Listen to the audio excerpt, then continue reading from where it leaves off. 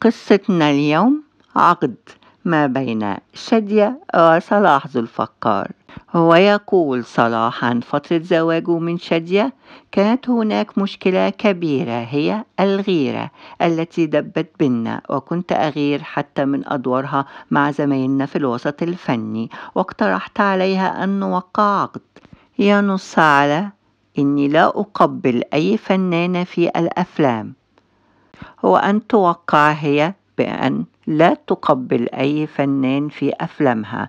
وحدث وأن خالفت القاعدة في فيلم من بطولة ميرفت أمين، فقامت قيامة شادية. كانت بيننا الكثير من المشكلات، وأذكر مرة خصمنا فسافرت شادية وهي غاضبة مني، وبقيت أنا بحزني في القاهرة، وفجأة اتصلت بي، فكانت أول كلمة أقولها لها: أنت وحشاني.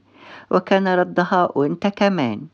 أنا بكلمك من المحطة، وهركب الديزل بعد ربع ساعة. وتوجهت إلى المحطة، وخلف عمود أراقبها، ورأيتها تبحث عني، فجريت بسرعة وحضنا بعض. ويومها عدنا إلى البيت دون حقائب، لأننا في غمرة لقائنا نسيناها على المحطة، ولكن الحب لم يكن كافيا.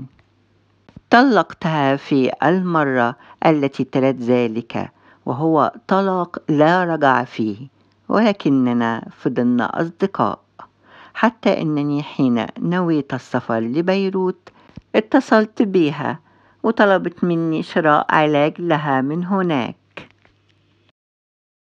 اليوم ذكرى ميلاد معبودة الجماهير، حبيبة قلبي شادية، 8 فبراير 1931.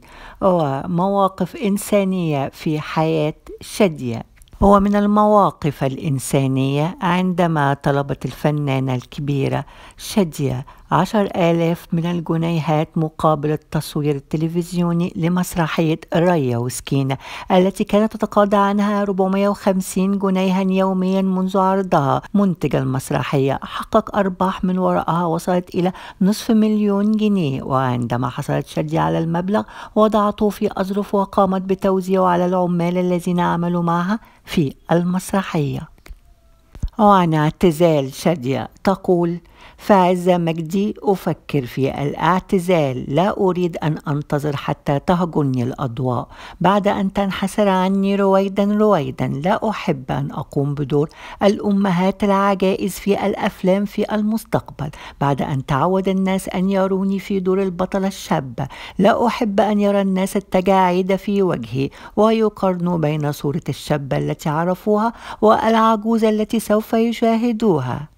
أريد أن يظل الناس محتفظين بأجمل صورة لي عندهم، ولهذا فلن أنتظر حتى تعتزلني الأضواء، وإنما سوف أهاجرها في الوقت المناسب قبل أن تهتز صورتي في خيال الناس.